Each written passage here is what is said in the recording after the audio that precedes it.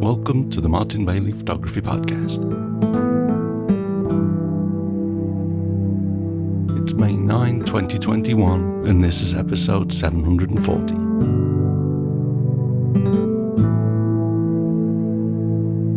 Exactly 2 weeks after my compound microscope arrived, today I'm going to pull together another status update to let you know how I'm getting along and share some of my new work, which I'll tell you up front I'm very, very happy with. I also took possession of my stereo microscope a week ago, but some of you I know will be pleased to hear that I've decided to keep both microscopes. I was a little hesitant as to whether or not I would keep the compound microscope, mostly due to the total financial outlay involved in buying both together, and partly due to the fact that I was initially finding the learning curve relatively steep. Not wanting to let it get the better of me though, I continued to study various techniques, bought a few more supporting pieces of equipment, and I'm now having so much fun. I doubt that either microscope will be leaving my possession in the foreseeable future. As I mentioned in the first post on this topic, a large part of me diving down this rabbit hole was inspired by my friend Don Komarechka, who's just released a new book on macro photography, and it has a section on using microscope optics to get photos and covers the procedure for making crystals out of citric acid mixed with water and or alcohol. And I also got a lot of great information from the Canadian naturephotographer.com website. Both resources made it sound relatively easy, although I initially tried mixing the citric acid with water just by stirring it in a plastic Petri dish, and I found that the surface tension of the resulting liquid was so great that it wouldn't spread out on the slide. So I ended up with little mountains of crystals, which, although could be photographed, weren't really satisfying me artistically. The mounds of liquid were also so thick that they took around 12 hours to dry. Then I noticed in an article by Robert Burden of the Canadian Nature Photographer website that he used a vortex mixer to mix the ingredients, so another $60, and 2 days later I tried that method and created 10 slides with just IPA, isopropyl alcohol, and the citric acid, and another 10 slides with half water and half IPA. As you can see from the center of the 3 images that I've posted on the blog at mbp.ac/740, there is still some citric acid left in the bottom of the test tube. This is because the liquid became saturated before all of the citric acid had melted, so I simply used a pipette to take just the solution from above the settled acid crystals and applied a few drops to each slide. This time it spread out very quickly, pretty much over the entire face of the slide, and both solutions dried very quickly, providing very similar results. The way the patterns in the crystals formed was very similar with IPA alone and when I also mixed it with water, but simply by the nature of this experiment, the crystals that form are unique, not only from slide to slide, but from millimeter to millimeter on each slide. I created a short video which I've embedded at the bottom of this week's post to show you through the microscope as I surveyed just a small area of one slide. Note too that to turn these crystals into beautiful abstract art, the light has to be adjusted in a specific way by 2 polarizer filters. As you can see from the third photo in the first gallery that I attached to the post, there's one polarizer filter between the light source and the subject, and a second between the subject and the viewing lenses. Apparently, this happens when the subject is what's known as anisotropic or birefringent, which means it has double refraction. The makeshift setup I've used so far is not ideal because the thickness of the filter that I have been placing on top of the slide prevents me from using the 40 times objective lens, which would give me 400 times magnification. Over the last week, I've been restricted to my 4 times and 10 times objective lenses for magnifications of 40 and 100 times through the ocular lens and on my camera. My camera is actually magnified by around 2.5 times magnification because of the adapter. So in real terms, we're probably talking between 100 and 250 times magnification in the images. But I've not accurately measured that yet. Because my first filter setup was not ideal, yesterday I managed to find some inexpensive cylindrical diamond cutters that contained sizes that would enable me to use the piece of polarizer from the inside of the cut to fit into the filter holder below the diaphragm of my microscope, and a second in the space between the objective lens turret and the rotating head that houses the eyepieces and camera port. The filter above the turret will be more difficult to rotate, but the bottom filter above the LED light is more accessible, and so far my tests have shown that it doesn't really matter which of the two filters you rotate. It's more about the degree of rotation between the two filters. So I think this new setup will be better and allow for higher magnifications to be used.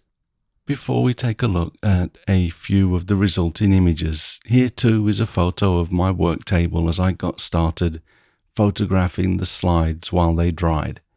For the first few minutes I was actually watching the crystals form through the microscope, which I also found fascinating.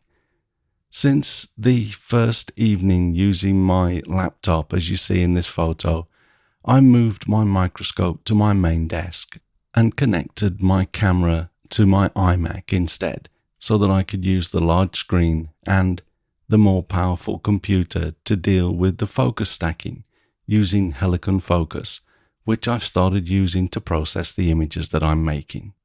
I was happy to get my camera connected up using the adapter that I bought, although the image quality is about as good as I'd expected and not as good as I'd hoped for. At some point, I think I will take the plunge and go for the LM microscope adapter, but spending almost 1.5 times more than the cost of both microscopes just for the adapter is not a decision I'm really able to make at this point, especially as I'm getting good results, mostly down to processing. Anyway, let's take a look at some of my favorite photos from the last week, starting with one of the first scenes that I was presented with as the slides I prepared dried. As you can see, the variations in the shapes and textures of the crystals varies greatly. The blue and brown colours that you see, as well as the rainbow colours visible in some small areas, come from the polarization. When you rotate one of the two polarizing filters, the colours change dramatically.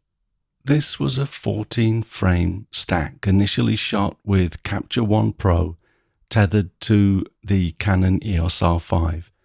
But Capture One froze on me as I created my stacking sets, and I lost around 40 of my last images, so I turned to Helicon Remote, which is built for shooting sets of images for stacking, and there's no looking back.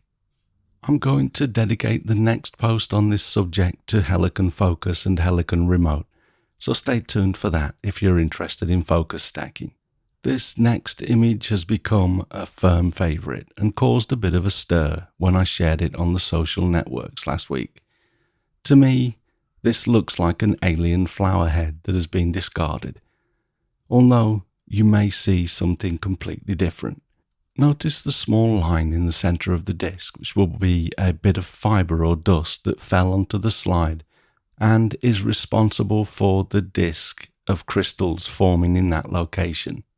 Both of these images were shot at 100 times magnification. Another type of image that I've been getting is this kind of electric rainbow coloured image with very rich colours. Again, the intensity can be changed by the degree of rotation between the two polarizer filters. I chose this section to photograph because to me it looks like a Hokusai print of a blue Mount Fuji here in Japan. Almost in complete contrast, this next image looks like frail feathers or flowers to me. Watching these crystals form under the microscope was one of the most fascinating things I've ever done. I mentioned a few weeks ago that I was scratching a long-term itch by starting this project, but at the time I had no idea that it was going to feel this good. Once again, in contrast, here is my electric alien fox with his golden grasses and wacky alien flowers, running along the edge of a magical lake. I actually placed a glass cover on a couple of the slides to see how the cover interfered with the crystals as they formed. I was happy to see that the crystals reacted by forming along the seam, as you can see in this image. Here is another very colourful shot that seems like an explosion in a Japanese anime movie. Again, the variations that can be found are astounding. This next shot is another favourite.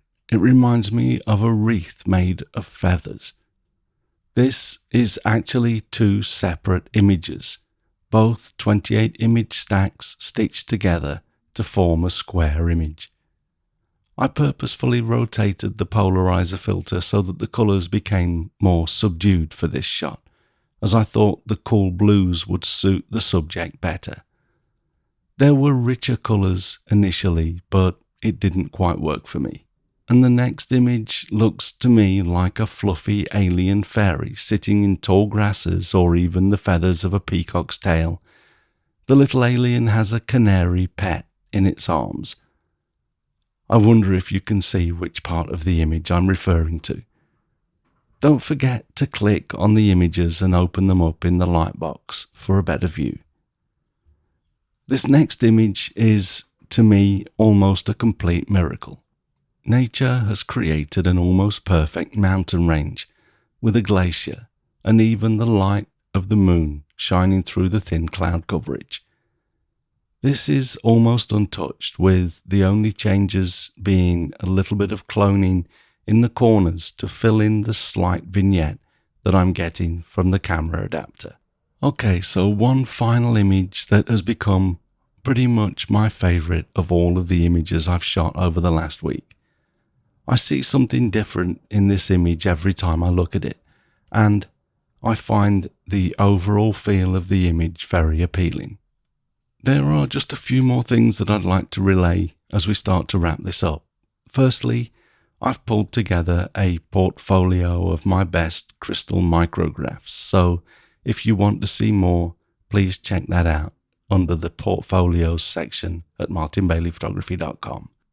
Also, as I think many of these photos would make good wall art, I've added a number of them to my wall art store on the Art Storefront's website, which you can see at martinbailey.art/crystal-micrographs. And all of these links are included in the show notes at mbp.ac/740. Finally, if you haven't already checked it out, there is a 1.5 minute video embedded in the bottom of the blog post for this week to show you a little bit of that surveying of a slide and the effect of rotating the polarizer filter through the microscope. As I mentioned earlier, in the next post on this topic, I'll walk you through how I'm using Helicon Remote to shoot my sets of images, and then Helicon Focus to stack my images together. I hope you're finding this interesting. If you are, note that I have also added a micrography page under the posts menu, and will pull together everything about this new endeavour on that page. So bookmark that if you're interested in following my micrography antics. Thanks very much for listening today. If you enjoyed this podcast, please share a link with your friends. Subscribe in iTunes or your favourite podcast program to ensure uninterrupted delivery. If you have a moment to rate the podcast or leave us a review in iTunes, that helps to keep us relevant in the huge number of podcasts out there now. You can find me on Instagram, Facebook, Twitter and LinkedIn, and links to everything that I'm up to are at martinbaileyphotography.com, so do drop by and take a look. I'll be back next week with another episode, but in the meantime, you take care and have a great week, whatever you're doing. Bye bye.